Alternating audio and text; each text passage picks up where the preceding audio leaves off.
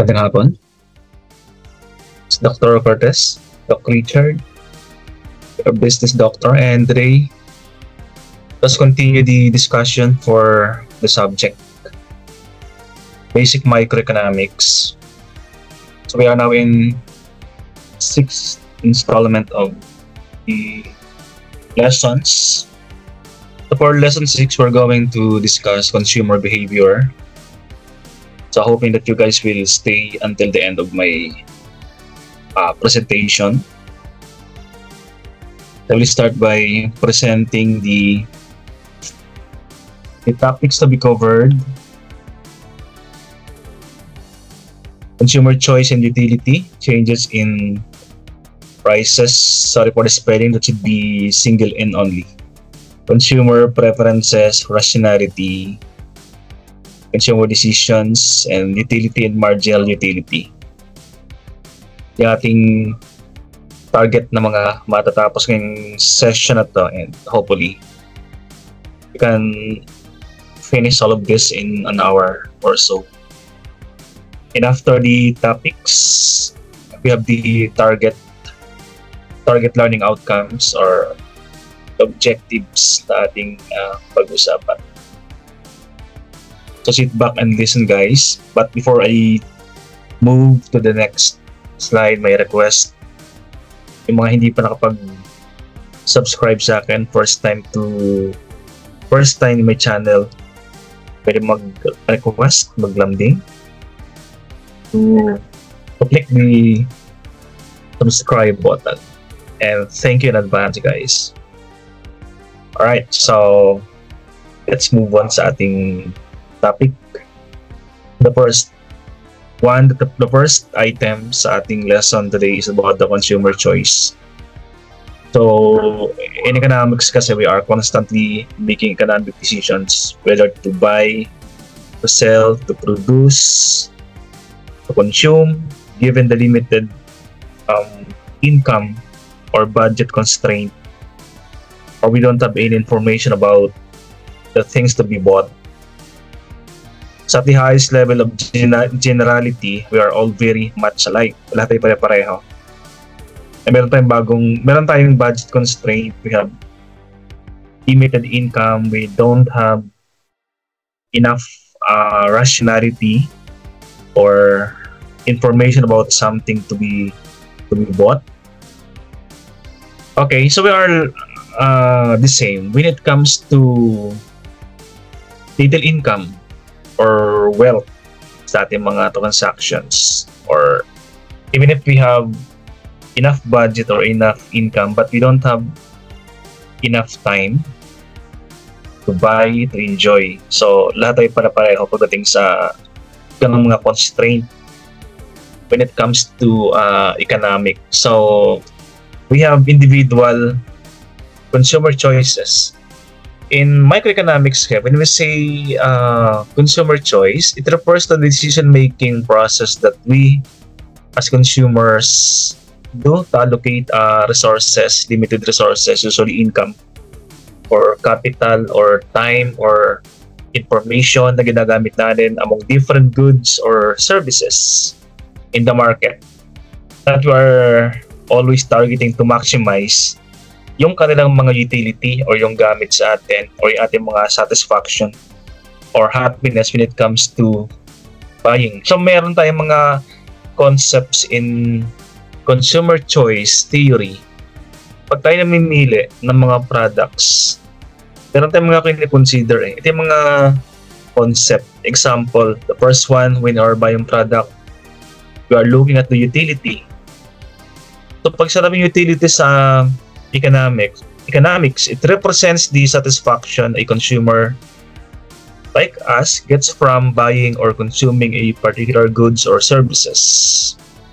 So consumers like us aim to maximize the total utility ng lahat ng ating mga binibili mga products, whether that is expensive or cheaper products.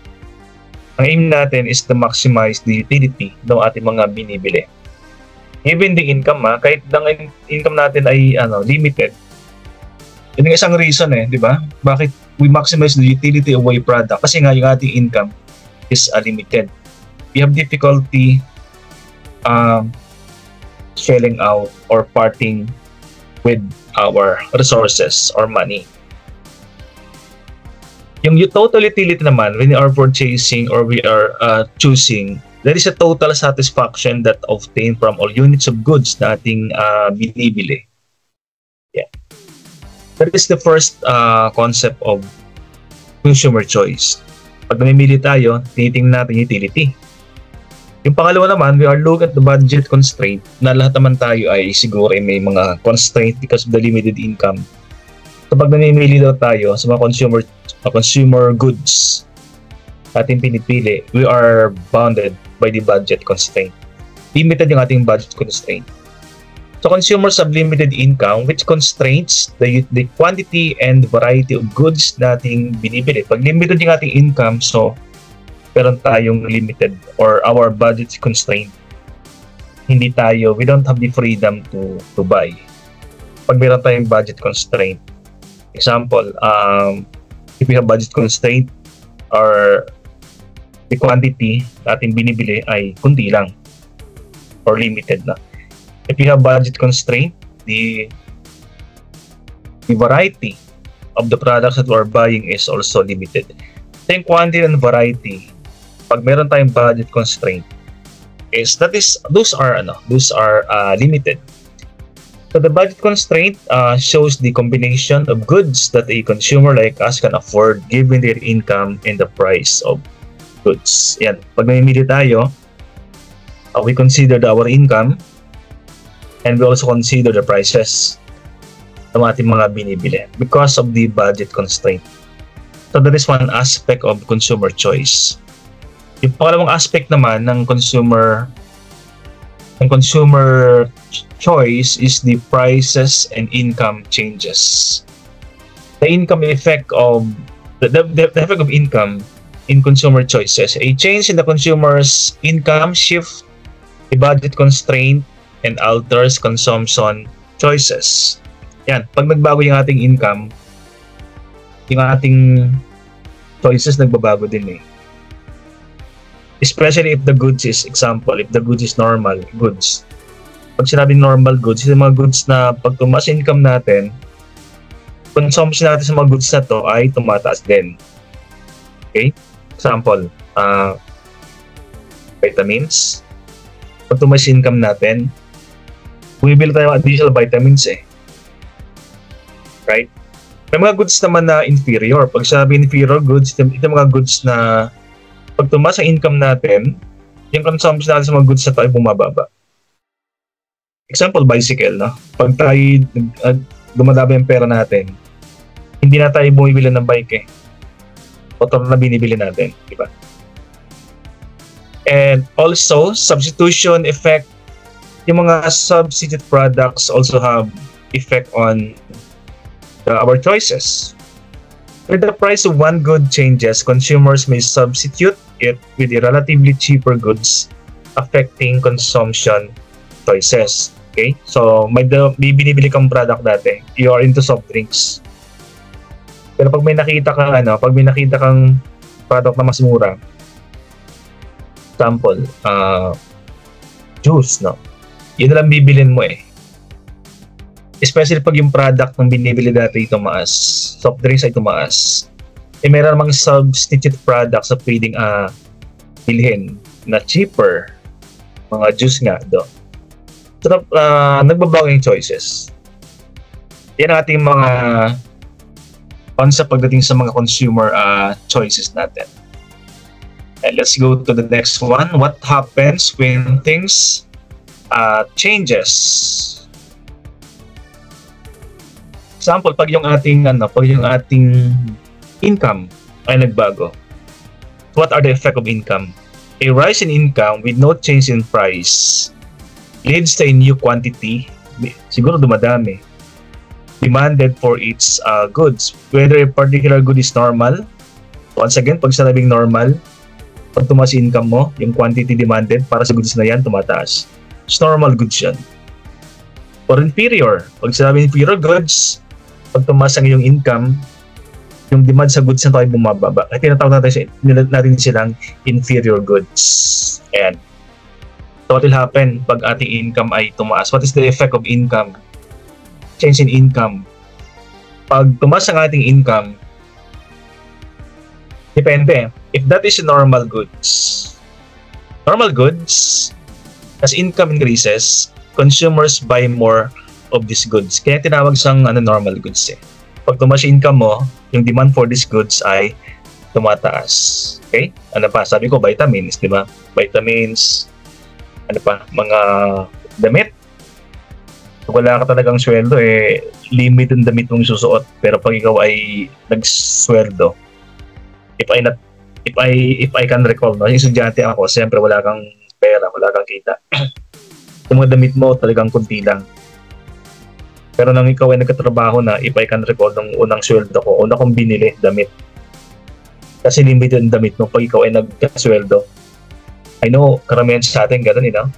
Unang sweldo, damit, para meron kang pansuot.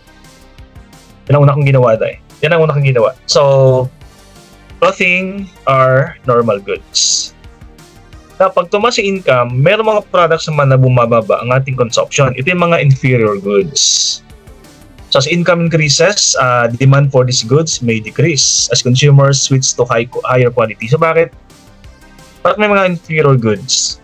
Bakit may mga goods na pag lumaki ang income mo, bumababa ang consumption mo sa mga goods na to? Kasi nga, pag ikaw ay nagka-pera o nagka-income, you're looking for higher quality goods eh. So, mga binibili mo dating goods, hindi masyadong higher quality. Hindi mo na sa binibili. Bumibili ka ng mga mas matataas na goods. Yung mga goods na lower quality, pag tumaas ang income mo, bumababang demand natin sa mga yon. Kasi may pera ka na, di ba? So, you're off to buy more quality. Higher quality na products or services. And in economics, a change in price has significant effect on consumer behavior and market dynamics primarily through the law of demand and supply. O, di ba naman, tama naman yung ating sinasabi, di ba, pag sa economics, as economic student, by this time, no, alam na natin dapat yung law of demand and supply. And by the way, if you have forgotten, the law of demand and supply, sabi ng demand and supply, pag yung price ng goods ay bumaba, demand to, ibig sabihin yung bibili. Pag yung price ng isang goods ay bumaba, the quantity demanded rises. Pero pag yung price ng goods ay tumaas, the quantity demanded falls. That is the law of demand, which is correct. Pag yung price ng isang product ay bumababa, quantity demanded increases. Pero pag yung price ng isang goods ay tumataas, quantity demanded falls or decreases. Okay? That is the effect of prices sa mga quantity na binibenta natin. Pero namang tinatawag na substitution effect, no? Pag yung price na isang goods ay tumataas, consumers may substitute it for a relatively cheaper goods. Na, ito naman na no? Pag isang goods tumataas, ang tendency naman sa atin ay bumili ng isang product na mas mura. Okay? Kanina sinasabi ko, soft drinks and juice. Pag tumaas yung presyo ng yung presyo ng goods, ng soft drinks, ang tendency is to look for a cheaper products, which is yung mga juice. Meron na namang income effect. When the price of good rises, the purchasing power of a consumer's income decreases. So pag tumataas ang presyo ng isang product, yung ating capacity to buy or ating purchasing power ay bumababa. So ano effect sa atin? We can buy less of the goods, effectively reducing demand. Okay? Pag tumaas ang presyo ng isang product, our purchasing power ay bumababa. So hindi natin bibili ang goods na yun. So ultimately, yung demand para sa goods na ay bumababa din. That is according to the law of demand. So ulit natin pag sinabing law of demand, If the price of goods increases, quantity demanded falls down. If the price of goods decreases, quantity demanded increases. Ayan. Okay? Iba naman yung law of supply. Ang law of supply, baliktad eh. Sa law of supply kasi, sabi niya, pag yung presyo ng goods ay tumataas, yung quantity supplied ay tumataas din. O sabay, di ba? Sabay eh. Pag law of supply ha, pag yung price ng supply ay tumataas, anong tendency?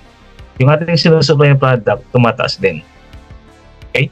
Samantalang, pag yung price ng falls, if the price falls, pag yung presyo ay bumababa, the quantity supplied decreases. So, sabay. Kasi kanina sa law of demand, pag yung presyo ng isang product ay tumataas, quantity demanded decreases. Ito baliktad. Sa law of supply, pag yung presyo ng goods ay tumataas, yung supplies ay tumataas din. Which is correct. Kasi ikaw, pag ikaw yung supplier, pag ikaw yung nagbebenta at nakita mong mahal ang bentahan, sabi mo, ay, pag gawa pa tayo, kasi mahal ang benta, di ba? Pag bumaba ang presyo ng isang product, ay, huwag tayo masyadong mag-produce kasi mahina, mura ang bentahan. Yan ang law of supply. Alright? It happens sa mga those are the things that happen when things changes, when income changes. No? So meron naman tayong tinatawag na na mga price elasticity of demand. Ito naman, pag yung demand is elastic, pag sinabing pag yung presyo ng isang product ay nagbago ng konti, parang epekto niya sa demand. That is elastic. Sabihin, sumusunod. Bago ng presyo, yung demand, nagbabago din. Elastic. Pag sinabing inelastic, magbago ka man ng presyo, wala siyang epekto or kunti lang effect niya sa demand. That is inelastic. Okay? Example, tumaas ang presyo. Yung demand, ganun pa rin. That is inelastic. Pero pag yung presyo mo ay nagbago, tapos yung demand nagbago din ng malaki, yung tinatawag natin elastic or elastic demand. Right? So meron namang epekto sa meron naman tayong sinasabing substitute goods, no? Or complementary goods. Pag nagbago yung presyo ng isang, example, nag-increase yung presyo ng isang product. Example, yung presyo ng coffee ay tumaas. Anong gagawin natin? Lilipat tayo sa ibang inumin like tea. Okay? So pag tumaas ang presyo ng coffee, yung demand for tea, tumataas din. Because tea is is a substitute for goods, for coffee. That is substitute goods for coffee, yung tea. Taas ang presyo ng coffee. Okay? Automatic, yung demand ng tsaa, tataas din. Kasi, kapalit. Meron namang mga complementary goods. Pag sabi complementary goods, ito yung kasabay mong binibili. Na yung price ng isang goods ay mayroong effect doon sa complementary goods. Okay? Example, pag yung presyo ng kotse ay tumataas, what will happen to the price of gasoline? What will happen to demand? What will happen to the demand for gasoline? Pababa. That is complementary. Mahal ng kotse, bibili pa ng kotse, wala ka nang bumili ng kotse. So, ano mangyari sa gasolina? Yung demand, bababa din. Kasi kunti lang magkakaroon ng kotse. Alright? Yan ang mga what will happen if changes in price will happen. A drop in the price of example, mga consumer will select a combination. Meron man tayong tinatawag na na we have also preference when it comes to combination. Pag mahal yung presyo ng isang product, masyadong mahal, no? Parang tendency sa atin, iwag bumili ng marami ng product na yun. Kung ginagawa natin, pag tumaas ang presyo, combination. Example, Apple and Apple and dito, orange. Di ba? So, instead of puro Apple, example, mahal yung Apple. Pag mahal yung Apple, hindi ka bibili ng marami. Anong gawin natin? Combination ng Apple and orange. Right? Para nakaraan yung sa ko sa mga alaga ko dito. Mahal yung presyo ng cat food. Ang ginawa ko, kinaluan ko ng dog food. Kasi mas murang dog food eh. So that is the effect of changes in price, no? Parang hindi natin dadamihan yung quantity demanded pag mahal yung presyo. Instead, we make choice like paghaluin natin. Ayan. Okay, so is tayo sa next topic. Consumer preferences. Okay, how can we possibly speak systematically about people's preferences? People are different. We have different preferences, perception ng presyo, ng quality. So despite difference in preferences, you can find some important common denominators. I-focus on these common denominators na. So pag sabing consumer preferences, it refers to the way individuals like you, like me, we rank differently yung mga products or service nating binibili depending on the level of satisfaction, utility, or any other factors.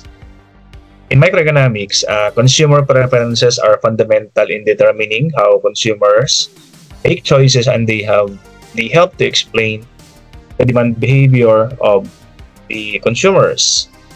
So may mga key concepts ang consumer preferences. Kailan tayo or paano tayo pumipili ng ating mga binibiling products sa market. Yung unang concept natin, ito yung completeness. Okay? Ibig sabihin, if tayo bibili ng products, sometimes we will choose those products that are almost complete. Okay? Or yung mga products na pag binili ko to, automatic nandito na lahat eh. That is completeness. So consumers can always compare and rank different bundles of goods given two bundles. Say, example, meron kang dalawang products na binibili. Brand A, brand B, and brand C. Pagpipilian mo yung dalawa. O dalawang products lang, brand A and brand B. Pag sinabi natin completeness, kahit saan ang piliin mo, brand A or brand B, kompleto yon. You can prefer A or B. We can prefer B over A. We can prefer A over B. Okay, ibig sabihin, pwedeng A or B. Or pwede namang indifferent tayo dyan. Pag sabi indifferent, we have the same level of satisfaction. Patas lang. We provide different level of satisfaction. That is completeness. Yung pangalawa naman na concept of consumer preference, pag tayo namimili, that is the transitivity. Ibig sabihin, pag may tatlong products A, B, or C, pag pinili natin yung A over B, you can compare A over B. Tapos pinili mo yung A. And if you will compare B over C, then pinili mo yung B. Ibig sabihin, pag pinag-compare mo yung A and C, ipiliin mo yung A. Mas prefer ba pa rin yung A? Pag sinabi natin transitivity, it means are consistent. If a consumer prefers bundle A over bundle B and bundle B over C, so it means we prefer bundle A over C. Example, tatlong products, no? So, mga sikat na products, cellphone. Okay, tatlong products, Apple, Samsung, and Oppo, for example. Apple, Samsung, and Oppo. Pag pinili mo yung A over Samsung at pinili mo yung Samsung over Oppo, ibig sabihin, pinipili mo ang Apple over Oppo. That is consistency. Pag sinabi nating consumer preferences. Merong products na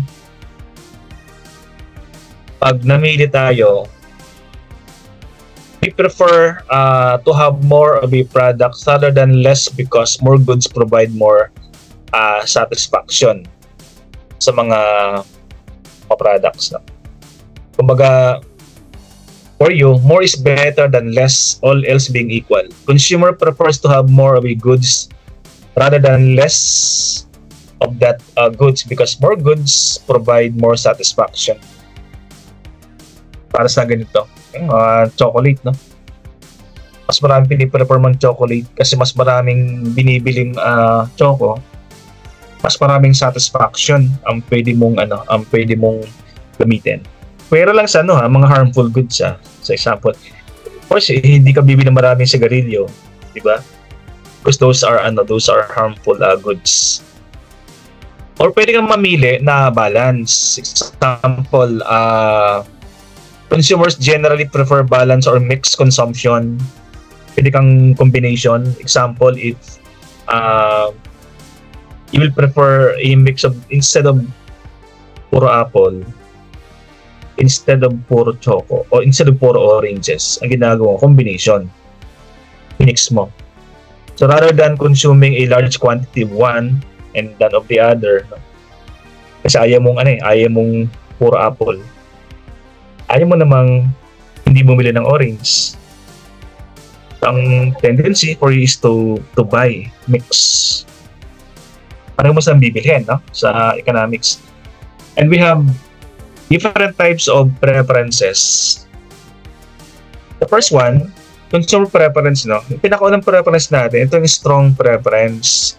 A consumer may have a strong preference for one good over the other. Sumbang mas marang binibili mo ng apple, for example, o mas marang binibili mong orange. That is strong preference. Yung pangalawa naman, that is the weak preference. Consumers may be indifferent.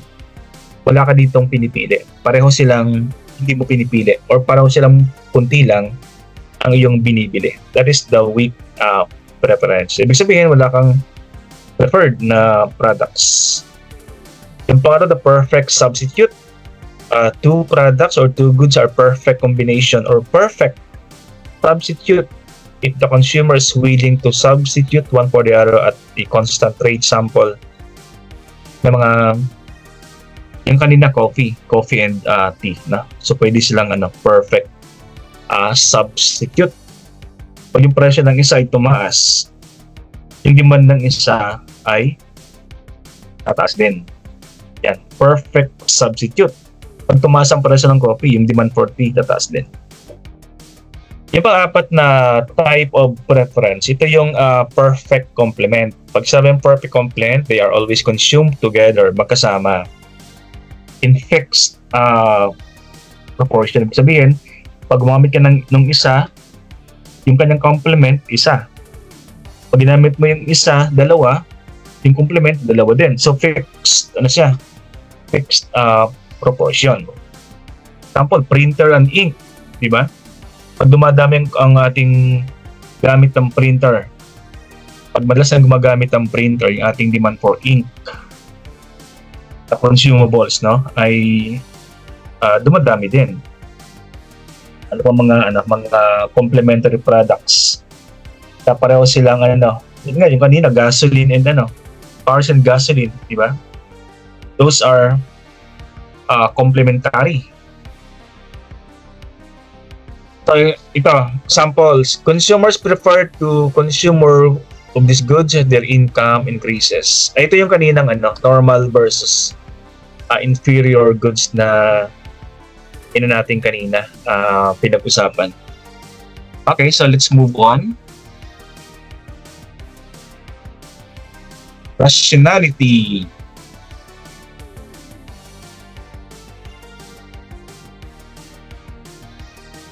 Rationality. Well, that is defined. Sabi natin kanina, people have common have preferences. We assume that you look at two alternatives. Pinag-isipan natin. Pag sabing rationality, we are informed of something before we prefer or we choose one over the other. That is informed. We are informed consumers. Ayan. And preference are logically consistent. Pinag-isipan natin. Rationality is a matter of how you make your choices and not what choices you make. So rationality means in microeconomics, no? In the context of microeconomics, it refers to the assumption that consumers and firms or organizations make decisions that maximize their utility or profit given the information. Meron tayong mga info na nakuha before we decide on something. Pag meron tayong budget constraint and you want to maximize the utility or profit ng ating company, so talagang pinag-iisipan natin. So we look for information before we decide on something. What are the key features of rationality in microeconomics? Meron tayong dapat nating ma-maximize yung utility nating nakuha sa isang product. That is, we are rational. So consumers are assumed to act in a way that maximizes their utility, or pag sinabing utility, that is the satisfaction na nakukuha natin sa isang product. We should maximize the utility or profit from a product given our income and the price of goods and services. So consumers, they choose the bundle of goods that provides them the highest level of satisfaction. Talagang thinking consumers tayo. If we have limited income, limited budget, and we are looking for the maximum utility ng isang product, and tinatawag natin we are thinking or rational ng mga buyers. Yung pangalawang feature ng rationality, diba, number one, utility maximization, dapat yung satisfaction maximize natin. Yung pangalawa, pag ikaw naman ay isang negosyante, kasi pag ang utility maximization, that is if you are an individual buyer. Pero pag ikaw yung negosyante na bumibili ng product, kasi dalawang klase ang buyer natin, di ba? Individual buyer and corporate buyer. Pag corporate buyer ka, ang rationality mo is not only utility maximization, but profit maximization. So sa isang company, they assume to behave rationally. Nag-iisip sila by maximizing their profit. Diba? That is wais na negosyante. Ang utility sa kanila, pag yung kanilang profit ay na-maximize. Limited budget, but the profit is maximized. That is rationality. So they make decisions about production level, pricing, and resource allocation. So nag-isip talaga ang isang negosyante. Kasi limited na income. Okay, so yan ang rationality, no? Whether you are an individual or a group buyer, dapat complete ang information mo, maximize yung utility, and maximize yung profit para masabi you are a rational buyer sa isang economics. For example, sample ng economic behavior. A rational consumer choosing between apple and banana will consider the price of each. Yan. Rational ka kung yung presyo niya ay kinoconsider mo. Kung yung budget mo ay kinoconsider mo. At kung gaano kalaking utility or satisfaction ang magkukuha mo dun sa banana or apple. That is a rational behavior. Now, you will purchase a combination of apple and bananas that maximize their utility given the budget constraint. Now, pwede namang pag limited yung budget and you want both banana and apple. So, combination ang ating ginagawa. Diba sa atin naman ganun talaga, diba? Ating iniisip. Para limited ang budget natin, tapos yung presyo ay mahal, but you want to maximize the satisfaction na makakain ng pareho. Anong ginagawa natin? Combination of two products like apple and banana para lahat ay pagbigyan, di ba? Yung budget mo pagbigyan, yung presyo ng apple and banana pagbigyan, yung utility ay napagbigyan mo rin. Yan, that is rationality in economics. And let's move on. Consumer decisions, the marginal utility approach. Yan, so we are near the end of our lecture for the day. Basahin natin. Consumer decisions, the marginal utility approach. Economists assume that any decision maker tries to make the best out of any situation. Marginal utility theory treats consumers as striving to maximize their utility. And by the way, pag sabi utility, the quantitative measure of pleasure or satisfaction na nakuha natin sa ating paggamit ng goods and services. Now, anything that makes the consumer better off is assumed to raise his utility or satisfaction. Anything that makes the consumer worse off will decrease his utility or satisfaction or pleasure na nakuha. Alright, the marginal utility approach. So, define natin ano ba yung marginal utility. It is a method in microeconomics used to analyze how consumers make decisions to maximize their utility or satisfaction from consuming goods and services. So, mayroong mga concept yung marginal utility. Firstly, utility daw refers to our satisfaction. Diba sabi natin kanina? Utility refers to our satisfaction or pleasure that consumers like us derive from consuming goods or services. Yan. Na yung utility minsan, that is the basis for how we make choices sa pagbili. Okay, and when tinatawag na total utility, the total amount of satisfaction a consumer received from consuming a specific quantity of a good or services. Pag sabing utility, ito yung generic, no? Yan ang satisfaction. Pero pag sabing total utility, ilang satisfaction na kukuha mo pag kumain ka ng isang piraso? Yan. 2 piraso, isang sako. Isang box ng choco. Isang pack ng box ng ice cream. Or ano ba? Isang 1 yard of something. Example, ganun, di ba? Or 1 liter ng something. That is your total, utility. Ayan. And ito yung sabi ni Alfred Marshall. Alfred Marshall is a famous economist, no? Was born in 1842 and died in 1924. Sabi niya, meron siyang inintroduce sa atin na the law of marginal utility. Sabi niya kasi, yung marginal utility of a thing, diminishes siya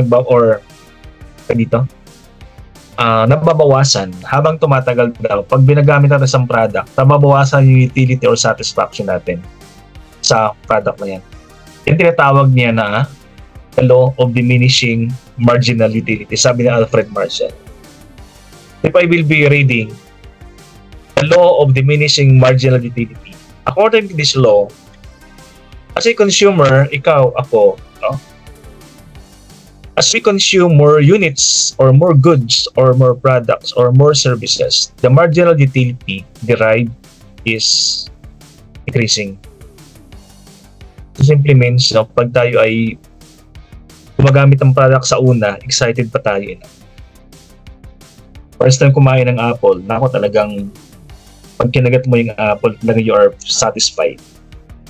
But you will notice, sa isang araw, pag puro apple kinakain mo, yung satisfaction na mabawasan.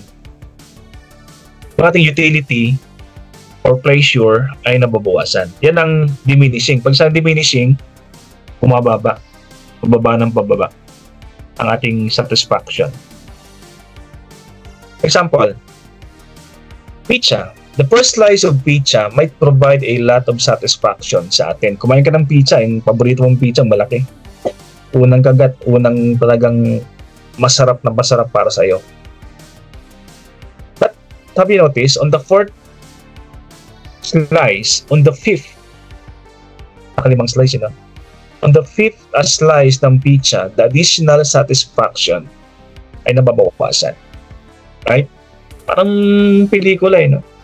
So, nung panood mo, talagang satisfied ka, but pag paulit-ulit mo siyang pinapanood,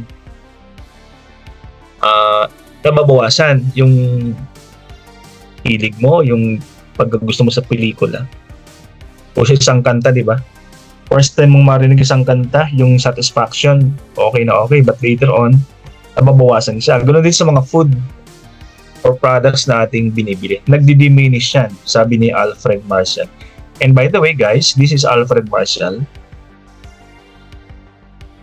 Yan, sa Alfred Marshall na nag-introduce sa atin ng law of diminishing marginal utility. I hope everyone, guys, for this session today, I know that you will recall palagi si Alfred Marshall.